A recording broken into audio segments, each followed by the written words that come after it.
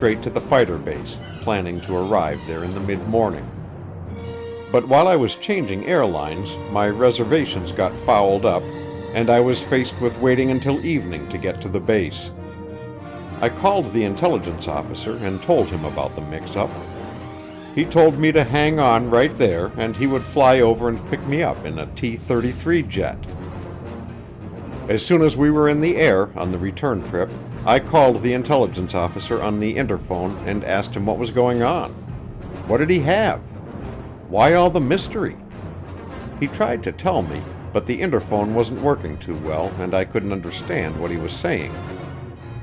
Finally, he told me to wait until we returned to his office and I could read the report myself. Report? If he had a UFO report, why hadn't he sent it into Project Blue Book as he usually did? We landed at the fighter base, checked in our parachutes, Mae Wests, and helmets, and drove over to his office. There were several other people in the office, and they greeted me with the usual question, "What's new on the flying saucer front?" I talked with them for a while, but was getting impatient to find out what was on the intelligence officer's mind. I was just about to ask him about the mysterious report when he took me to one side and quietly asked me not to mention it until everybody had gone. Once we were alone, the intelligence officer shut the door, went over to his safe, and dug out a big, thick report. It was the standard Air Force reporting form that is used for all intelligence reports, including UFO reports. The intelligence officer told me that this was the only existing copy. He said that he had been told to destroy all copies, but had saved one for me to read. With great curiosity, I took the report and started to read. What had happened at this fighter base? About 10 o'clock in the morning, one day a few weeks before, a radar near the base had picked up an unidentified target. It was an odd target in that it came in very fast, about 700 miles per hour, and then slowed down to about 100 miles per hour. The radar showed that it was located northeast of the airfield, over a sparsely settled area. Unfortunately, the radar station didn't have any height-finding equipment. The operators knew the direction of the target and its distance from the station, but they didn't know its altitude. They reported the target, and two F-86s were scrambled. The radar picked up the F-86s soon after they were airborne and had begun to direct them into the target when the target started to fade on the radar scope. At the time, several of the operators thought that this fade was caused by the target's losing altitude rapidly and getting below the radar's beam. Some of the other operators thought that it was a high-flying target and that it was fading just because it was so high. In the debate which followed, the proponents of the high-flying theory won out, and the F-86s were told to go up to 40,000 feet. But before the aircraft could get to that altitude, the target had been completely lost on the radar scope. The F-86s continued to search the area at 40,000 feet, but could see nothing. After a few minutes, the aircraft ground controller called the F-86s and told one to come down to 20,000 feet, the other to 5,000 feet, and continue the search. The two jets made a quick letdown, with one pilot stopping at 20,000 feet and the other heading for the deck.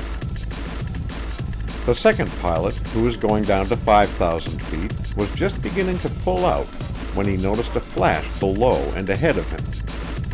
He flattened out his dive a little and headed toward the spot where he had seen the light.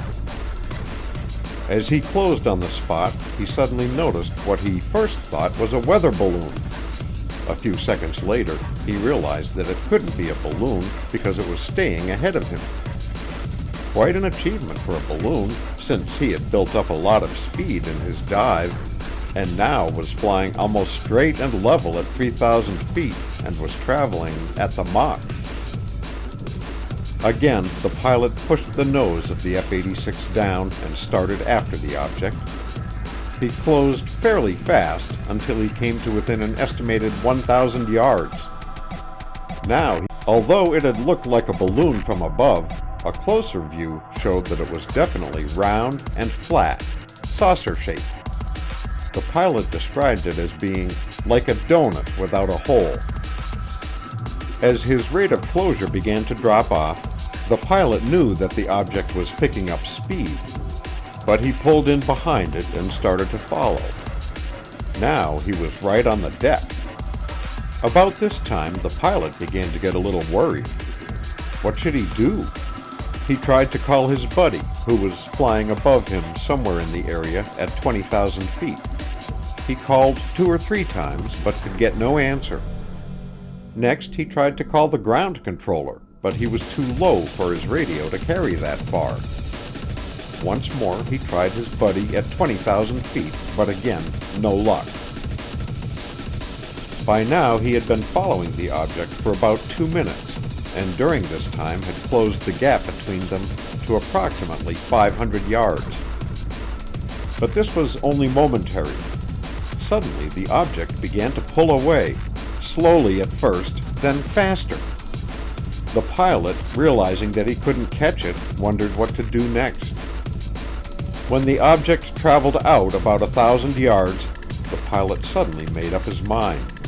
He did the only thing that he could do to stop the UFO. It was like a David about to do battle with a Goliath, but he had to take a chance. Quickly charging his guns, he started shooting. A moment later, the object pulled up into a climb, and in a few seconds, it was gone. The pilot climbed to 10,000 feet, called the other F-86, and now was able to contact his buddy. They joined up and went back to their base. As soon as he had landed and parked, the F-86 pilot went into operations to tell his story to his squadron commander. The mere fact that he had fired his guns was enough to require a detailed report as a matter of routine.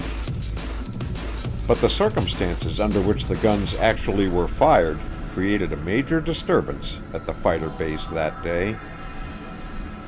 After the squadron commander had heard his pilot's story, he called the group commander, the colonel, and the intelligence officer. They heard the pilot's story. For some obscure reason, there was a personality clash, the intelligence officer's term, between the pilot and the squadron commander. This was obvious, according to the report I was reading, because the squadron commander immediately began to tear the story apart and accused the pilot of cracking up, or of just shooting his guns for the hell of it and using the wild story as a cover-up. Other pilots in the squadron, friends of the accused pilot, including the intelligence officer and a flight surgeon, were called in to testify. All of these men were aware of the fact that in certain instances a pilot can flip for no good reason, but none of them said that he had noticed any symptoms of mental crack-up in the unhappy pilot. None except the squadron commander. He kept pounding home his idea that the pilot was psycho and used a few examples of what the report called minor incidents to justify his stand. Finally, the pilot who had been flying with the accused man was called in. He said that he had been monitoring the tactical radio channel, but that he hadn't heard any calls from his buddy's low-flying F-86. The squadron commander triumphantly jumped on this point, but the accused pilot tended to refute it by admitting he was so jumpy that he might not have been on the right channel. But when he was asked if he had checked or changed channels after he had lost the object and before he had finally contacted the other F-86, he couldn't remember. So ended the pilot's story and his interrogation. The intelligence officer wrote up his report of a UFO sighting, but at the last minute, just before sending it, he was told to hold it back. He was a little unhappy about this turn of events, so he went in to see why the group commander had decided to delay sending the report to Project Blue Book. They talked over the possible reactions to the report. If it went out, it would cause a lot of excitement, maybe unnecessarily. Yet, if the pilot actually had seen what he claimed, it was vitally important to get the report in to ATIC immediately. The group commander said that he would make his decision after a talk with his executive officer. They decided not to send the report and ordered it destroyed.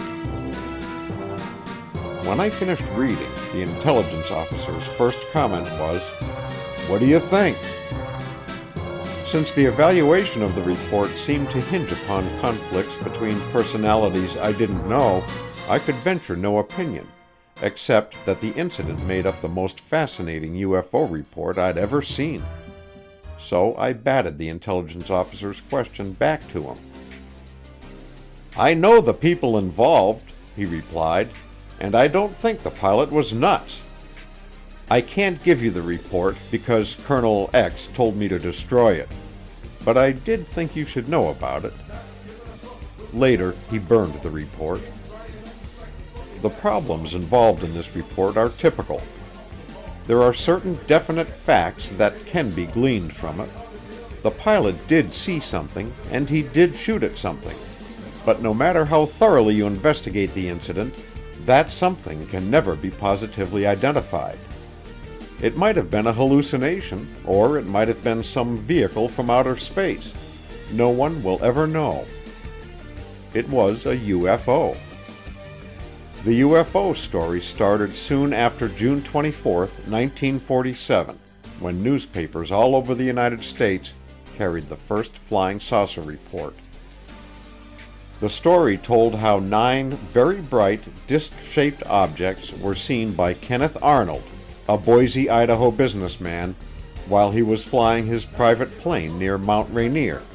With journalistic license, reporters converted Arnold's description of the individual motion of each of the objects, like a saucer skipping across water, into flying saucer, a name for the objects themselves.